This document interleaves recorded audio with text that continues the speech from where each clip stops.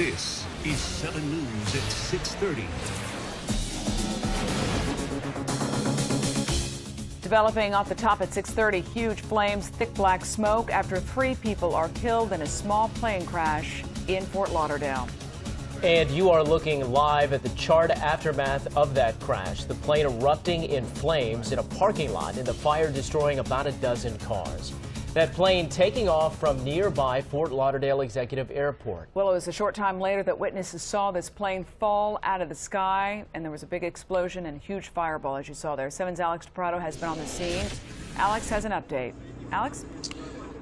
Lynn, again, we have 3 people dead here, and 7 News has just confirmed the victims are part of Avionics Engineering. They are the founder, his son, who was set to get married next week, as well as the test pilot.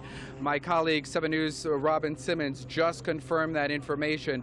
Those people are based out of that company, Avionics Engineering, which is based at Fort Lauderdale Hollywood Executive Airport. I want to bring in right now eBay Davis, who was in this area when you saw this plane, as you said, go across these trees here and then crash, right? Yes, sir.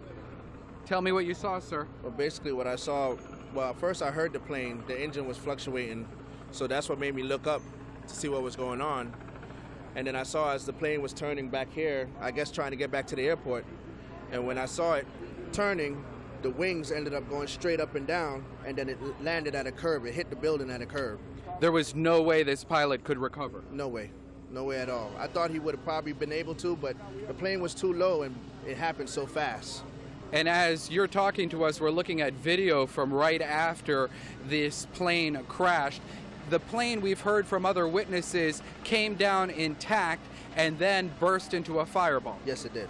Talk to us about how it looked. Did it land on the cars there? Well, when I got there, that's what it looked like happened, because I ran from all the way over here to back there, and that's basically what it looked like happened. Everything was on fire. A couple of cars started catching on fire. People was trying to get the trucks and everything out the yard, and then the police officers started pulling everybody back away because the fire started getting really intense. Was there anybody outside, as you could see when you first arrived there at the scene? There were a couple of people outside already trying to move their cars out of the lot and everything because of the fire. And then the police officers pulled up and the fire crew pulled up afterwards. In terms of flights often come across these warehouses, correct? Yes. And how high are they usually? A lot higher than that plane. A whole lot higher than that plane. So it looked to you there was a big problem? Yes. Even before it went on its side? Yes. Because from when I was hearing the plane having problems, that's what made me look up. I was like, because you can hear the engine going, and then I looked up, and then I saw the plane, like, I guess trying to make it around, but it just didn't happen. And there was clearly an engine issue from what you were able to hear on the ground? Yeah. What would it sound like?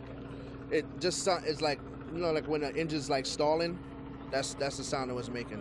Thank you. eBay Davis, who was in this area when this plane crashed around during the 4 o'clock hour this afternoon. Again, we have 3 people who have died. The plane had taken off from Fort Lauderdale Hollywood Executive Airport this afternoon. And again, 7 News has confirmed, my colleague Robin Simmons has confirmed, the 3 people are part of Avionics Engineering, which is based out of Fort Lauderdale Hollywood Executive Airport. They are the founder of that company. His son, tragically, who was supposed to get married next week, as well as a test pilot.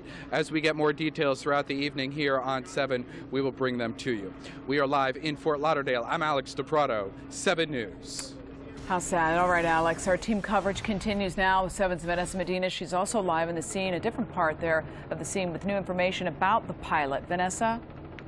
That's right. We are on the other side of where this crash happened. We are getting new information about that pilot. We do know that he was quite experienced. He had been doing this for a long time. He did this flight track several times. We're going to go to mass cam shots so you can see this parking lot. What it is we're being told this is a repo lot where cars are just parked here. So the good news is that's why there were no ground injuries, because there was no one inside that repo lot. It's a car repossession lot. So again, we are getting some new information. There were 3 adult males inside of that Piper PA-31 twin-engine plane.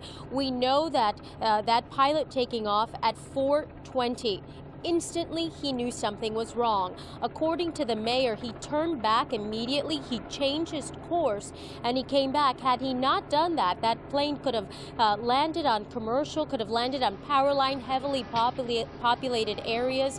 But we spoke to Mayor Seiler just a short time ago, and he tells us that it is absolutely a miracle that that pilot landed exactly where he did, and that there were no ground injuries. And he says that because of that they do know who the pilot is at this point. Of course, they're trying to get in touch with next of kin, but he says because of his level of experience, this is not a bigger tragedy than it already is. But sadly, 3 lives have been lost. Let's listen into Mayor Jack Seiler. It's a horrendous scene. It's you get over there, and the plane obviously crashed into a lot of cars that were in the lot. Everything went up in flames. I can tell you that I could not be more proud of our firefighters. The response time was incredible, and I think by them getting to this fire quickly, putting it out and stopping the spread of it, probably saved certainly property on the ground and probably some lives on the ground.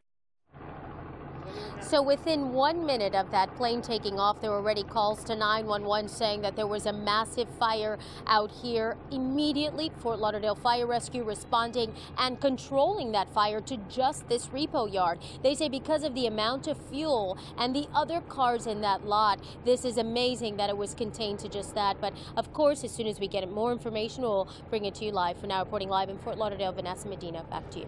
All right, Vanessa, you touched on it, just the area that all of this happened. You're talking about commercial and power line, several people near the scene of the point of impact.